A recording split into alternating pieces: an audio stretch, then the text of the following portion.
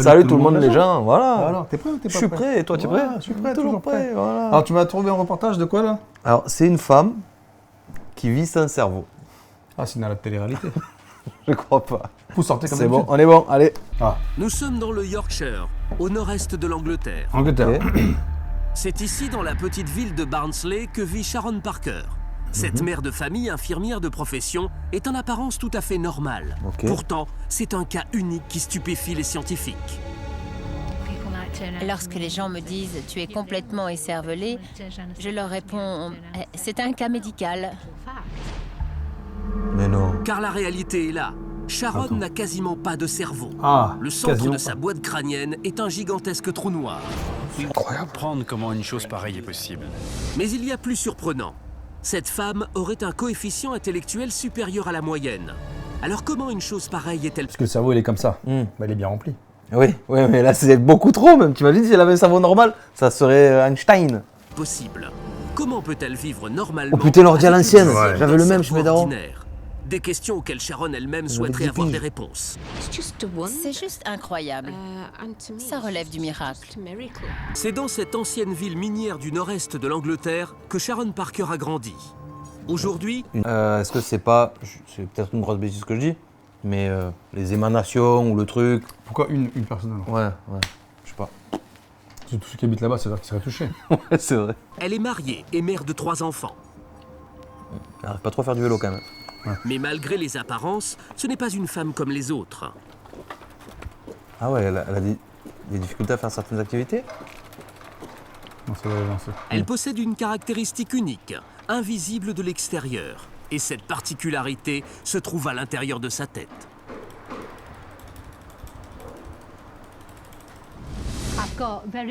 J'ai un énorme espace au centre de mon cerveau, dont la forme ressemble un peu à celle d'un papillon. Ok. Voilà le cerveau de Monsieur Tout-le-Monde. En fait, c'est comme s'il y avait un trou à la place de mon cerveau. Mais comment elle l'a su? Oh. Comment elle l'a su? Elle s'est dit. Je sais pas. Ils ont fait des tests et tout. Peut-être. Peut-être qu'il y a d'autres personnes qui vivent sans cerveau qui le savent pas. Il y a tellement des génies de nos jours, en vrai. Ah, j'avoue. Et voici celui de Sharon Parker. Oh là là, ouais, c'est un gros papillon. Les médecins disent que c'est comme du beurre qui aurait fondu sur une tartine et dont il ne resterait que les contours. Donc votre cerveau est sur les côtés. Oui. Et au milieu, c'est juste du liquide. C'est de l'eau sur un cerveau. Mais comment a-t-on découvert cette Oui. anomalie exceptionnelle? Voilà. Bonne question. Sharon n'a que 8 mois quand ses parents, préoccupés par la taille anormalement développée de sa tête, décident de consulter un spécialiste. Il nous a dit qu'il était possible qu'elle ait du liquide dans le cerveau. Ah ouais. Et tout est parti de là. Elle avait déjà 9 mois quand on a appris qu'elle était hydrocéphale et qu'il fallait l'opérer d'urgence. Ce jour-là, j'ai cru que ma vie s'effondrait. Autrefois, la plupart des cas d'hydrocéphalie étaient mortels.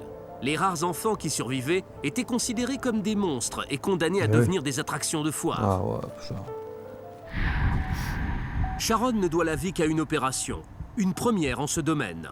Une valve a été placée à l'intérieur de son crâne pour contrôler l'afflux de liquide cérébral. Ah ouais. Or, à l'époque, celui-ci s'accumule dans sa tête depuis plus de 9 mois, d'où l'immense poche au centre de son cerveau. ouais, ok. Depuis, Sharon est un cas unique qui ébranle toutes nos connaissances sur le fonctionnement du cerveau. Quand les gens voient les radios de mon cerveau pour la première fois, ils n'en reviennent pas. Même pour les médecins à l'hôpital, c'est un véritable choc. Et je peux vous dire qu'il n'y a pas grand monde qui puisse surprendre autant des spécialistes. Mais moi, ça marche à tous les coups. Oh. Incroyable. Puis, il y a cette question que tout le monde se pose. Les gens pensent que quelqu'un qui a un cerveau comme le mien est incapable de fonctionner normalement, qu'il lui est impossible d'accomplir des tâches quotidiennes. Pourtant, moi, j'arrive à peu près à tout faire normalement. Et si moi j'y arrive, c'est sans doute parce que les gens n'utilisent pas toutes les capacités de leur cerveau.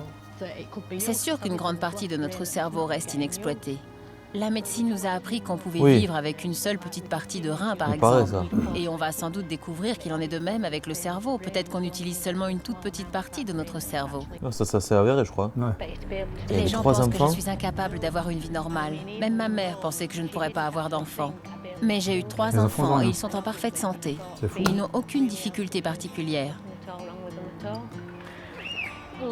Lee va avoir 13 ans et Tu lui il dis est de au filmer comme collège. ça, s'il vous plaît. Richard a 10 ans et C'est est en le dernière pire année de primaire et Rachel a 7 Il est ans. dégueulasse. Et elle est à l'école primaire, elle prépare l'examen de fin de 2e année.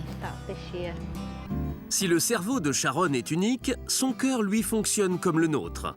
Lorsqu'elle rencontre Dave il y a 15 ans, le coup de foudre est immédiat. On le voit pas, le Depuis, mec. leur complémentarité va bien au-delà du couple. Ah,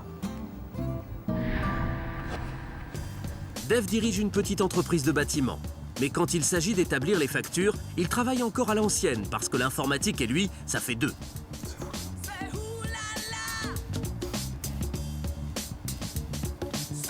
c'est sa femme qui tape les trucs. Pour la compta, c'est donc Sharon qui prend le relais.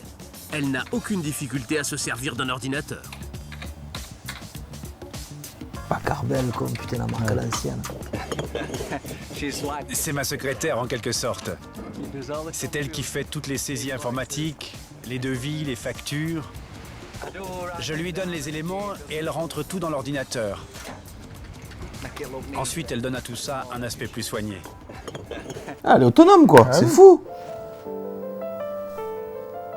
Elle bosse dans quoi, du coup? Elle bosse pas? Pour toutes crois ces pas. tâches, c'est donc Sharon la plus compétente. Mais est-ce pour autant une preuve d'intelligence? Ouais. Pour le savoir, nous lui avons fait passer un test afin d'évaluer son coefficient intellectuel et savoir où elle se situe vraiment par rapport au reste de la population.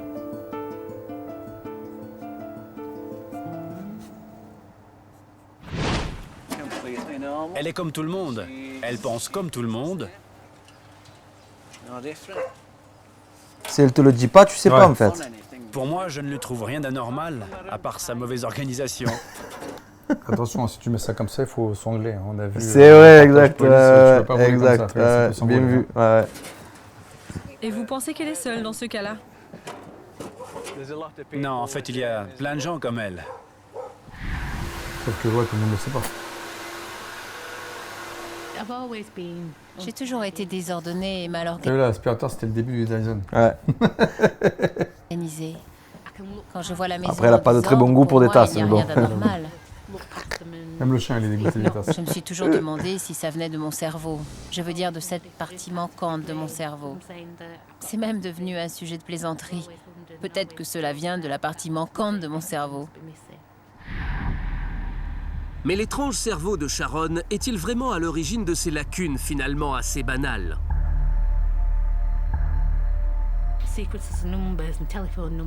J'ai du mal à me souvenir d'une suite de chiffres ou des numéros de téléphone. En général, j'arrive à me rappeler d'une partie du numéro, mais passer 4 chiffres, j'ai vraiment beaucoup de mal. C'est même de pire en pire depuis l'arrivée des portables, Ah ouais. dont les numéros Ouais, sont oui. à 10 chiffres. Ça, c'est vrai. Soit depuis les portables, tu retiens plus le numéro. Hein. C'est Avant, on vrai. connaissait le numéro de téléphone par cœur. Le fixe, tu te rappelles? Moi, Ah. je connaissais le fixe de mon meilleur Ouais. pote. Ah, c'est ouf. Ah, non. Et On même. connaissait le numéro de tout le monde. Ouais, c'est vrai. Moi-même, mon père, je le connais, ma mère aussi. Mais ma nana, ça fait pas énormément de temps qu'on est ensemble, ça fait 2 ans. Mais je connais pas son numéro de téléphone par cœur. C'est ouf, hein? Imagine, il arrive un truc, il n'y a plus de téléphone.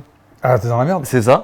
C'est dingue. T'es dans la merde? 2 ou 3 fois avant de parvenir à écrire le numéro en entier.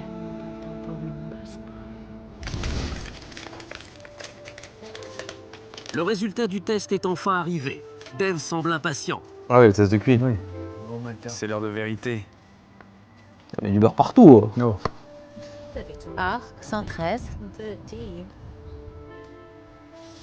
Un QI de 113, alors que la moyenne est de 100. D'après les statistiques, les gens qui ont un tel QI représentent moins de 30% de la population.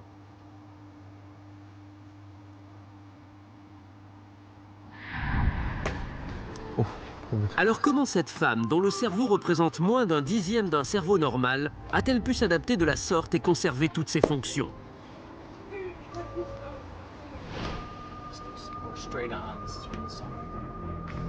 C'est la question que se posent aujourd'hui de nombreux spécialistes, Oui. comme le neurochirurgien américain Mark Luciano. Pour lui, Sharon est un cas d'étude exceptionnel qui Ah peut ouais, nous apprendre m'étonne. beaucoup sur les mystères du cerveau. Pour moi, Sharon est un sujet d'étude particulièrement intéressant. C'est un cas d'hydrocéphalie exceptionnel, car le cerveau semble s'être adapté pour fonctionner normalement. On veut comprendre comment le cerveau a pu s'adapter de la sorte. C'est intéressant de ouf ça aussi. Hein. Il est 10h25. L'équipe du docteur Luciano a invité Sharon aux États-Unis pour tenter d'éclaircir ce mystère à l'aide des techniques les plus sophistiquées d'imagerie médicale. Mais c'est en famille qu'elle a décidé de faire le voyage. Ah oui, quand même. Merci beaucoup. Je crois qu'on ne pourra vraiment savoir tout ce qu'il y a à savoir sur mon cerveau que quand je serai morte. Ouais, parce qu'après, ouais, c'est sûr. Hein. C'est triste, mais c'est sûr. C'est 15% d'un cerveau normal, un point c'est tout. Mais avec les nouvelles technologies en la matière, j'espère qu'ils pourront m'en dire un peu plus. Ce serait intéressant. Est-ce que mon cerveau est vraiment aussi réduit? Ou bien y a-t-il autre chose?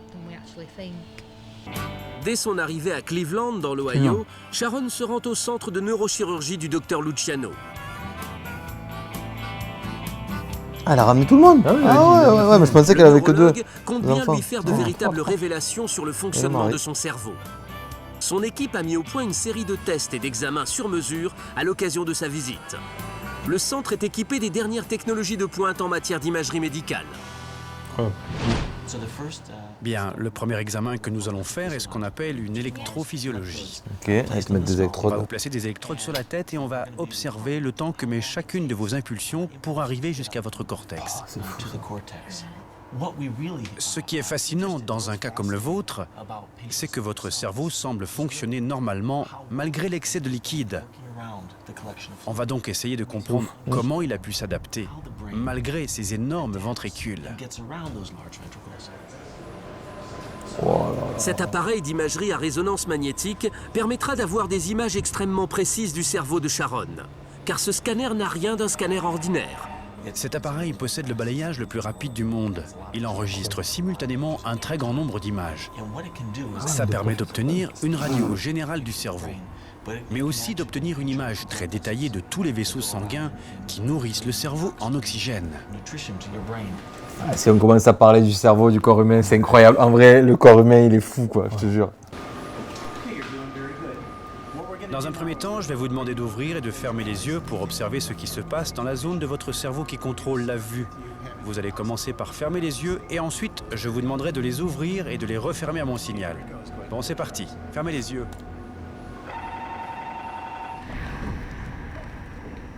En tout, l'IRM va durer plus de 2 heures. Une occasion pour les enfants de Sharon d'améliorer leur connaissance du cerveau.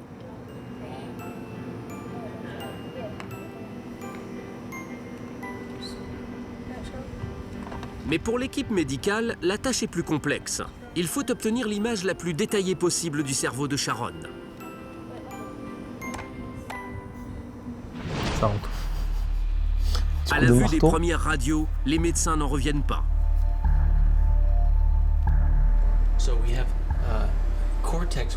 Votre cerveau mesure à peine 1 centimètre à cet endroit, vous voyez? Pour Sharon, ces radios sont aussi une révélation. En général, il n'y a pas de corrélation entre l'épaisseur du cerveau et le fonctionnement cérébral d'une personne. Mais quand le cortex est si fin et mesure moins d'1 centimètre, on est vraiment en droit de s'interroger sur les capacités réelles de la personne, notamment en termes de réflexion et de mémoire. Dans votre cas, on atteint vraiment des limites, surtout à cet endroit. Paradoxalement, il semble que votre cerveau fonctionne tout à fait normalement. Oui. J'en déduis que vos cellules n'ont pas été affectées et vous ont permis de vous développer normalement. Mais c'est vraiment un cas extrême. Bon. C'est lui maintenant aussi, il y au tour passe. de Dave d'être soumis à l'IRM. Une occasion pour lui de se mesurer au cerveau de sa femme. Ouais, ça peut être un comparatif, mais... Vous pouvez voir ici le cerveau de David comme vous ne l'avez sans doute jamais vu. Ça, c'est l'image détaillée de son cerveau telle qu'elle ressort de l'IRM. Sur ces scanners, on peut même voir à l'intérieur. La surface d'un cerveau normal, comme celui de Dave, est constituée de circonvolutions, ces replis sinueux qui en augmentent le volume. Dans le cas de Sharon, la surface a été totalement aplatie par la compression avec la boîte crânienne. et ce, particulièrement au niveau du lobe frontal, l'endroit auquel on attribue des fonctions vitales telles que la motricité, la mémoire, la parole et même le raisonnement. Quelle est la zone du cerveau qui concerne l'organisation? Vous savez, ce dont on se sert pour planifier les choses et pour s'y tenir. Vous voulez dire la faculté d'organisation? Oui, parce que je suis très mal organisée. Ce sont donc les fonctions cognitives supérieures qui se trouvent dans la région frontale. C'est cette partie très aplatie où votre cortex est le plus fin. Ce serait donc dans cette zone-là. La mauvaise organisation est une chose, mais qu'en est-il des fonctions essentielles comme l'équilibre ou la coordination motrice? L'équipe du docteur Luciano doit tenter de savoir si une de ces fonctions a pu être Incroyable. affectée. Si nous on a un cap, faut y aller. Donc nous allons faire une analyse On lui paye le spectrale voyage, on de paye son tout. centre de gravité. Oui, ensuite je ferai l'analyse en direct. Ces électrodes vont permettre de détecter les zones actives de son cerveau pendant les différents exercices. Tirez la langue.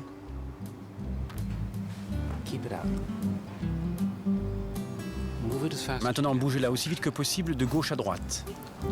Plus vite encore. C'est une caméra cachée là. Test de motricité, de diction, tout y passe. Répétez après moi. Royal Ulster Constabulary. Royal Ulster Constabulary. Ah. Constabulary. Ok, j'ai moi-même eu pas mal de difficultés avec celle-là. C'est un neurologue irlandais qui me l'a apprise. Les 2 journées d'examen touchent maintenant à leur fin et les médecins doivent se rendre à l'évidence. Le cas de Sharon est vraiment exceptionnel. Rien, d'après les tests, ne la distingue d'un individu normal. Vous m'avez dit que parfois des gens essayent de vous rappeler quelque chose et que la mémoire vous revienne d'un seul coup. Oui, c'est ça. C'est ce qu'on retrouve dans les résultats. Il faut un certain temps pour que votre mémoire se mette en marche. Mais quand elle se déclenche, elle va bien au-delà de la moyenne.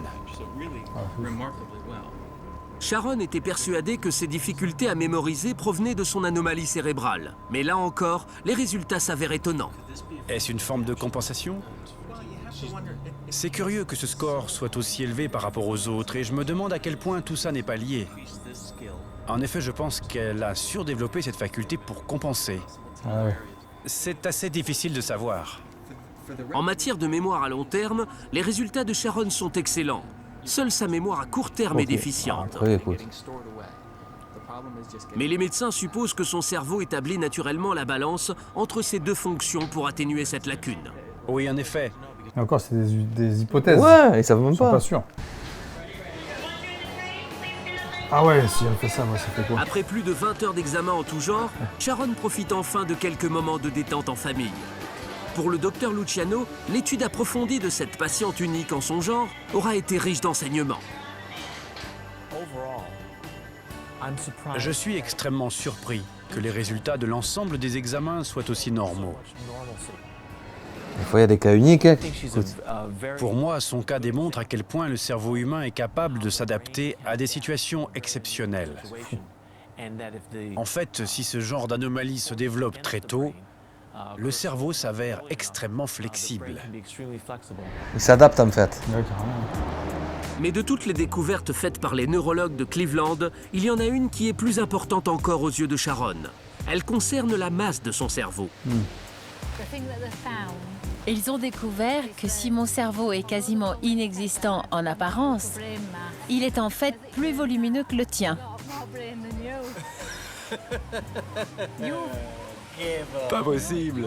Il passait des tests à lui aussi alors. Hein. Le tien mesure 1300 cm3 et le mien 2300 cm3. Ah ouais. Une information étonnante que seules les technologies de pointe utilisées par l'équipe du docteur Luciano pouvaient lui fournir. Elle montre que compte tenu de l'excès de liquide cérébral, la masse totale du cerveau de Sharon est en fait supérieure à celle de son mari. La matière cérébrale, elle, s'est en fait déplacée vers l'arrière et les côtés de son crâne pour occuper tout l'espace libéré par l'élargissement de sa tête lorsqu'elle était enfant. C'est génial, Ouais. c'est fou. Alors en fait, t'as un cerveau? Au départ, tout le monde disait le contraire. Et ils se sont trompés. En fait, ils ont découvert que mon cerveau était plus différent. gros que celui de ton père. Ça, c'est la meilleure de la journée. C'est même la meilleure de l'année. Une conclusion inattendue qui confirme que Sharon Parker n'a rien d'une écervelée, malgré son cerveau quasiment invisible. Son étonnante adaptation démontre en tout cas que cet organisme mystérieux est encore loin de nous avoir livré tous ses secrets. C'est dingue, hein. C'est bien de repartir Très agréable. Ouais, franchement. En tout cas, voilà, si vous avez un cerveau, remplissez-le. Exactement, voilà. Vous faites pas passer pour des sans cerveaux. Voilà. Sans cervelle, comme on faites dit. pas les débiles, hein, les écervelés. Voilà, hein, donc Mais arrêtez ouais, la non. télé-réalité, coupez les TikTok, toutes les conneries là, et restez que sur YouTube. Parce que vous avez vu, on apprend des choses. Exactement. Ah ouais, non mais c'était vraiment très intéressant, franchement. Mais même moi, ça m'a un peu retourné le cerveau, genre. J'ai mal au crâne, je vais prendre un Doliprane. Allez, on va se prendre le Doliprane. Hein. Allez, prenez soin de vous et de votre cerveau. Salut Salut tout le monde.